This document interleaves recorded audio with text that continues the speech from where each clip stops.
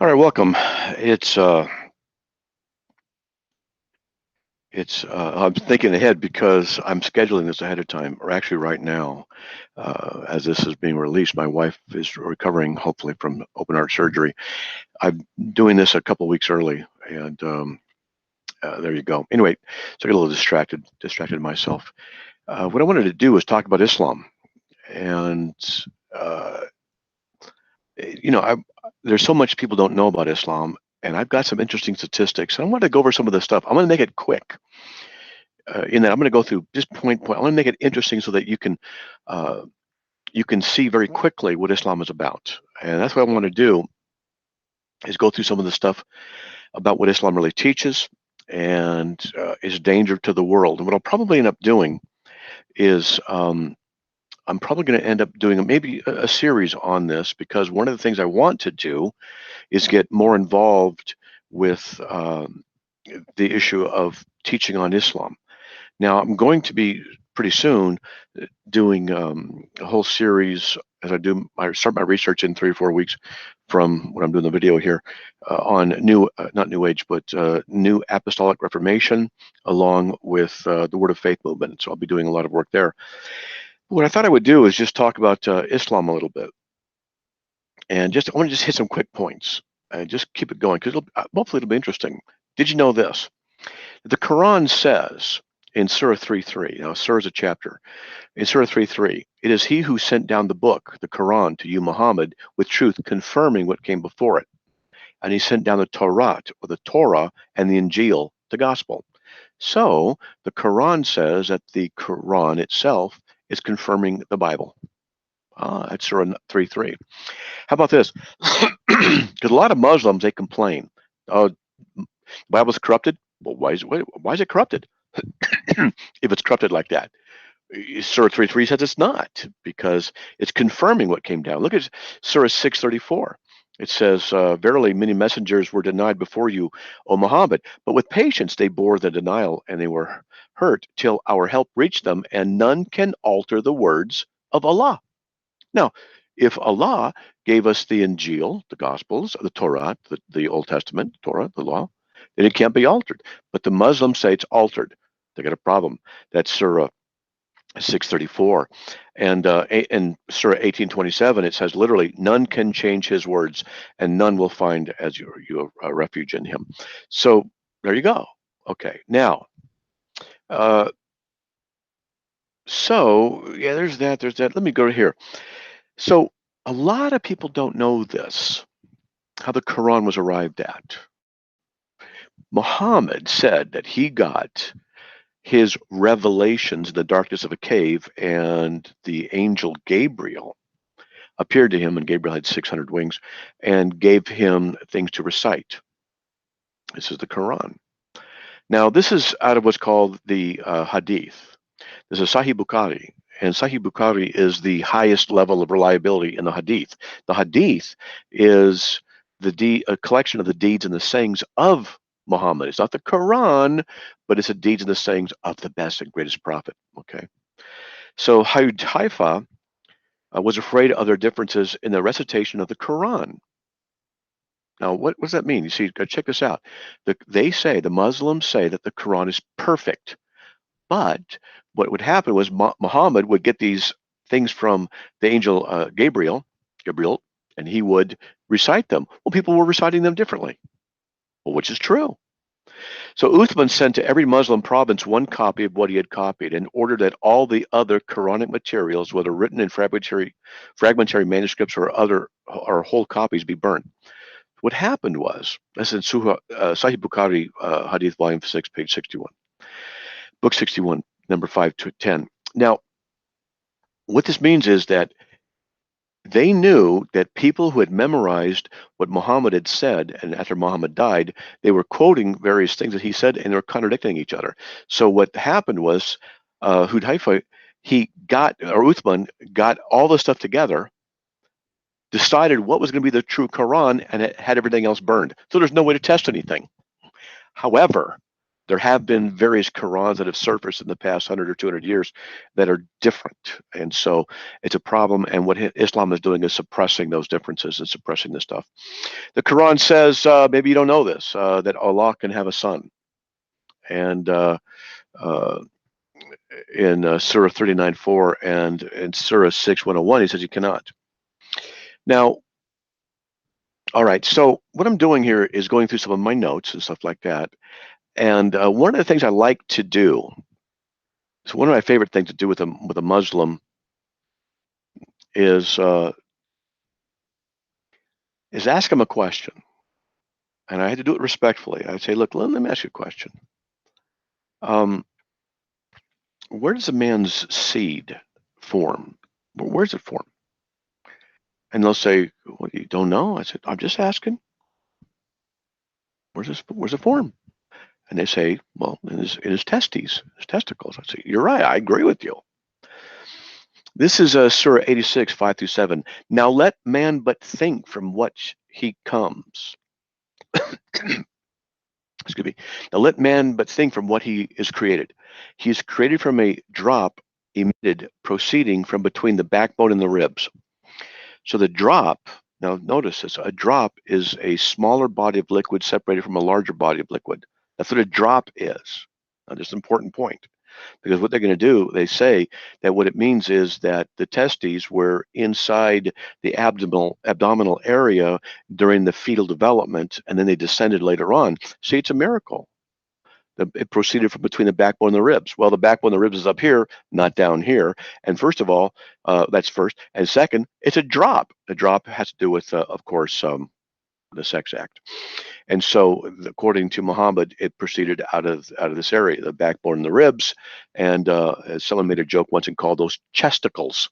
And I never forgot that. It was hilarious. So there's that. Did you know that according to the Quran, in Surah 1886, that the sun set in murky water? And did you know that according to Surah 67:5, shooting stars are for driving away evil spirits? Driving away evil spirits, that's what it's for. Now, that reminds me, in the Apocrypha, in Tobit, I think chapter 6, it says that if you take a fish heart and you put it on hot coals, the smoke drives away evil spirits. It's the same kind of thing, at any rate. So one of the things I like a lot is the Hadith. The Hadith has so much stuff in it. The Hadith, remember, the deeds and the sayings of Muhammad.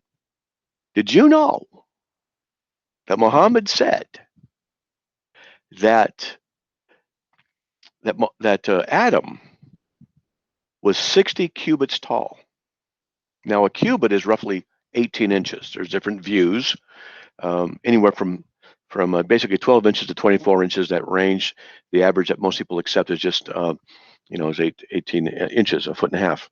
That would make Adam 90 feet tall. So Muhammad said Adam was 90 feet tall. Now, that's not possible because of gravity and how hard the heart has to work in order to pump blood from the feet by pushing all the way up. Now, this is what happens. People don't know this. Well, a lot of people don't know this. Doctors do. The heart pushes, okay, it pushes blood out. It goes through the arteries, and then on the way back, it goes to the veins, or just tubes. So when they're going, it's arteries. When it's a vein, when it's returning to the heart, it's a vein. It's called a vein. The blood pressure has to be able to push all the way. So if someone is 90 feet tall, that means that the feet have blood in them. The heart's got to pump pressure all the way down and be able to push it up there way, way, way, way high. And like 90 feet tall. I don't know the math, but the amount of pressure that's necessary is far greater than the capacity of, I think, a human heart, even if it was 6 feet across or something like that, to be able to pump out. It's ridiculous. And I think Mythbusters, they did a thing once I remember watching where they had to see how much pressure it would take to put water up a pipe, and they basically had to get a machine to do it because it was just too much. pressure. It really adds up. And that was only, I think, 15 feet or 20 feet or something like that, maybe 12 feet. So basically up, 90 feet-ish range. Give me a break. So did you know, this is one of my favorite things out of the Hadith as well.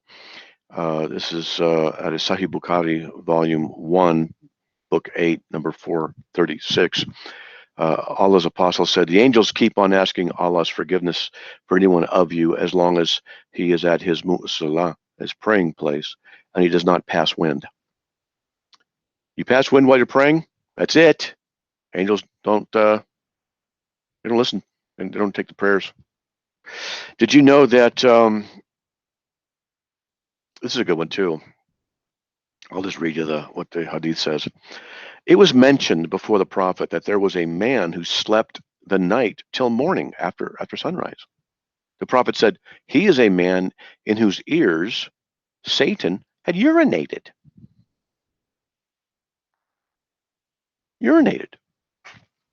So, sometimes I wake up in the morning and go, yeah, I don't know if you guys do that, but it might, it's just shed some light on this this issue. It could be important. According to the Hadith, magic worked on Muhammad. Muhammad owned a black slave. Muhammad had people killed. Muhammad was a sinner. Muhammad taught lying was okay. Now this is important because in Surah 354 it says that Allah is the greatest of deceivers. Now they'll say planners, but it's makher, which I've had native Arabic speakers tell me that means to lie, to deceive. So he's the greatest of deceivers. Verily, this is out of the Quran again, Surah 78:31. Verily, for the righteous there will be a fulfillment of the heart's desires, gardens enclosed and grapevines and voluptuous women of equal age. So you can tell this is a man's religion because in heaven, in paradise, you get voluptuous women. That's my idea. Heaven? What do you want for heaven?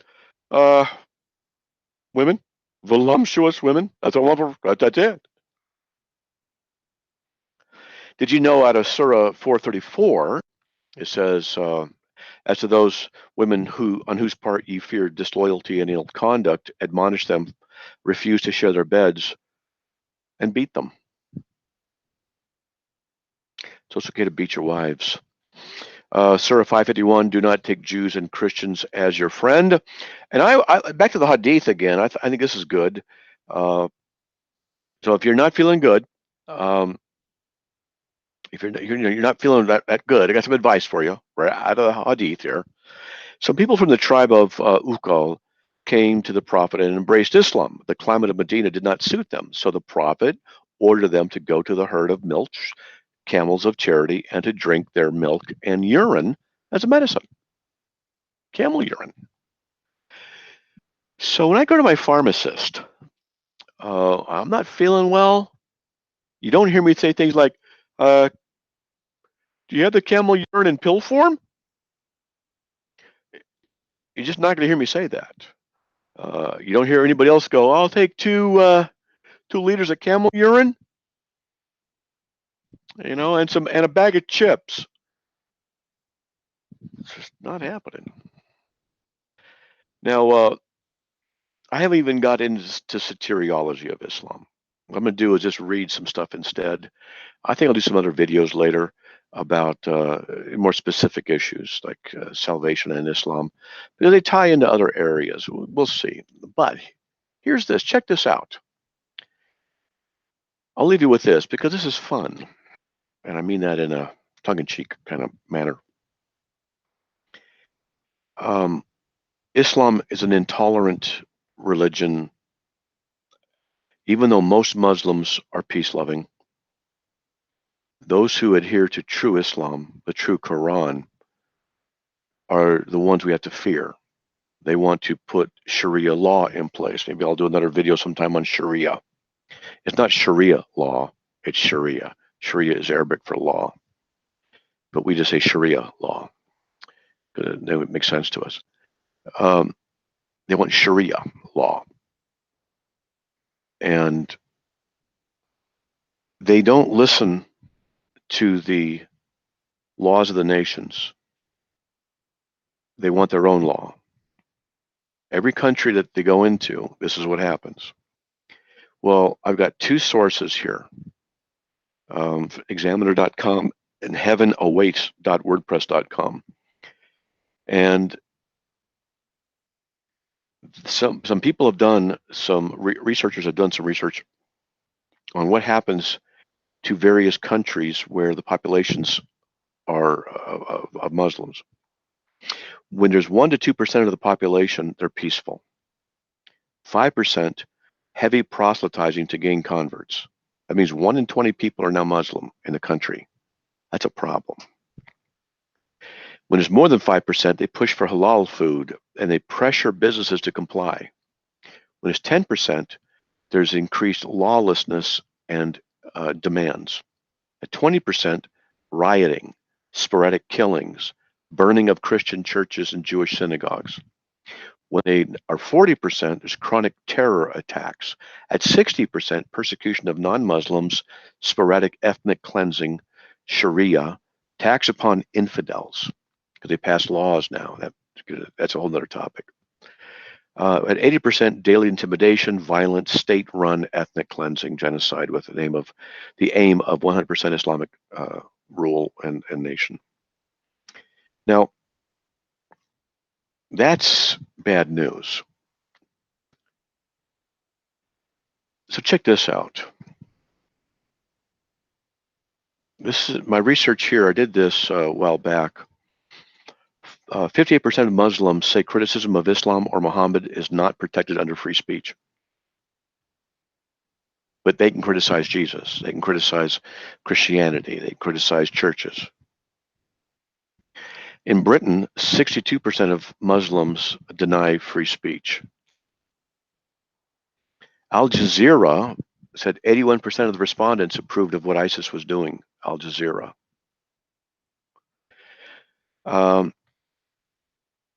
There are 63 million to 87 million ISIS supporters in just 11 countries around the world. Mostly Muslim countries, of course. Saudi Arabia, 92% of Saudis say ISIS conforms to Islamic law. In America, 38% of Muslims say ISIS beliefs are correct. 38% of the Muslims in America. In Britain, half of the Muslims support ISIS. In Denmark, crime rates broken down by nationality in Denmark shows that Somalis are sentenced for crimes including innumerable sexual assaults, almost 10 times more than those with Danish citizenship. In Norway, 100% of assault rapes between strangers were committed by immigrant non-Western males, and 9 out of 10 of their victims were native Norwegian women. The assault rape problem is primarily Muslim men raping non-Muslim women. In Sweden, now has a second highest. Actually, I wrote this, or I did this research 2 years ago, 3 years ago, and now Sweden is number 1. So this says Sweden now has a second highest, but now it's the highest number of rapes in the world after South Africa because of the Muslim population that they've taken in. United Kingdom, over 1,000 mostly white young girls in northern England town of Rotherham were systematically groomed, trafficked, beaten, and sexually abused by rape gangs consisting of mainly Pakistani Muslim men. You will never hear this on our media here in America, ever. In fact, there are no-go zones now where Sharia is in place in America. Now, I have French relatives on my wife's side. My wife speaks French.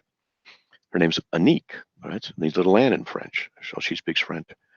And on her side of the family, there are, relatives, and one of them speaks fluent English. She was an airline stewardess for 20 years. She's fluent in English. And so she's retired, so she can come over here, and she came over, and she does every now and then. And 20 years ago, we were talking about Islam, and I warned her about Islam. And I remember this clearly. 20 years ago, maybe 24 years ago by now, I said, Islam's bad. You guys are you have all these Muslims coming in. She said, no, they're fine people. They're good people. No problem. I said, no, it's going to go bad. They're going to become riotous. They're going to make demands. You're going to start losing your country.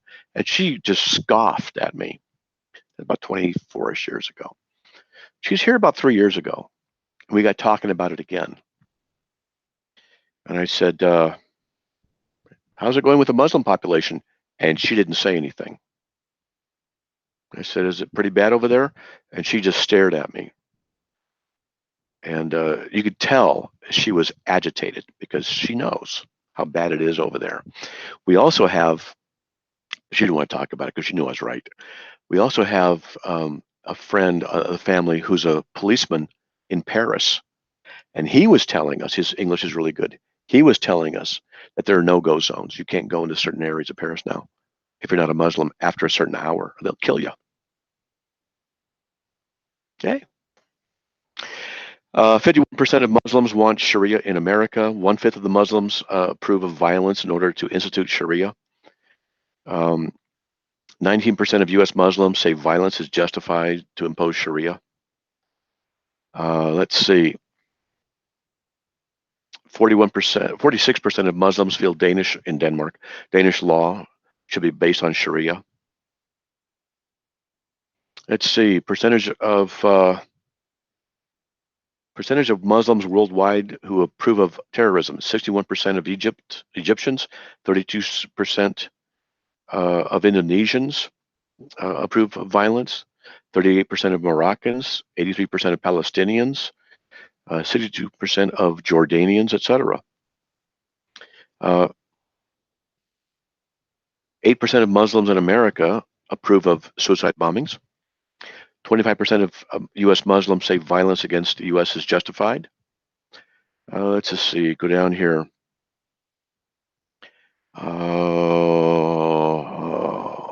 Yeah.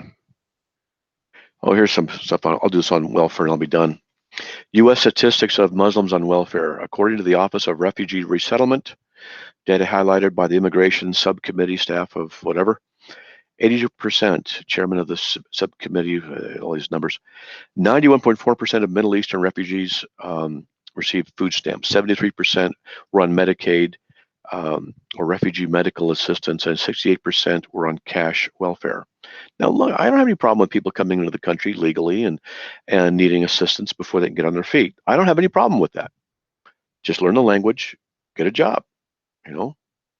Do it best you can. It takes a while, but do it. I'll tell you, if I had to move to France for whatever reason, I will learn French. In 6 months, I'll be fluent because I will study it and I'll do my best to get a job, whatever I have to do to survive, whatever's legal for me to do. I will do that. It doesn't matter what country I go to. That's what I'm going to do if I had to go. In Canada, in 2008, the Toronto Sun reported that hundreds of Muslim men are in polygamous marriages, some with a harem of wives, and they are all on welfare. In Netherlands, 50 to 70% of men, asylum seekers, are on welfare. 7 out of 10 Somalians who in the past asylum seekers still receive social welfare, and half of those who have Syrian, Iraqi, Eritrean, whatever, are still on it. This is years later, they said. It goes on and on and on. All right. This is just a smattering of stuff, throwing stuff together quickly. I'm not trying to make people unhappy, but this is just part of what needs to be talked about. Islam is a dangerous religion, and we Christians need to be praying. We need to be making others aware of the problems that are occurring inside of our own country and other countries, when possible, with the rise of Islam. It is not a good religion. It's not. And maybe one time I'll do a thing on what it teaches about killing. And I'll explain it slowly and in detail. But nevertheless, there you go. That'll cheer you up. Maybe someday I'll do depresscatology and cheer you up with that as well. If you guys have requests of what you want me to study, what you want me to teach on, whatever, let me know. I know a lot of you are just helping me out, and I appreciate that a great deal. If you do have things you want me to cover, let me know. And we get 1 or 2, 3, 4, 5, 10, whatever. I'll just do it. I'll do a thing on it, and it'll be fun. And also, if you want, I can do a special thing where we meet live video, and only us can be in chatting on a special time. If you're interested in that, let me know. Anyway, there you go. May the Lord bless you. And by his grace, I'll be back on doing this on the next time. It should be that I'm going to do this live, so to speak. Will be next week, the 6th or the 13th or the 20th, or in March. And pray for my wife, open heart surgery, and hopefully everything's well. All right, folks, God bless. Talk to you later.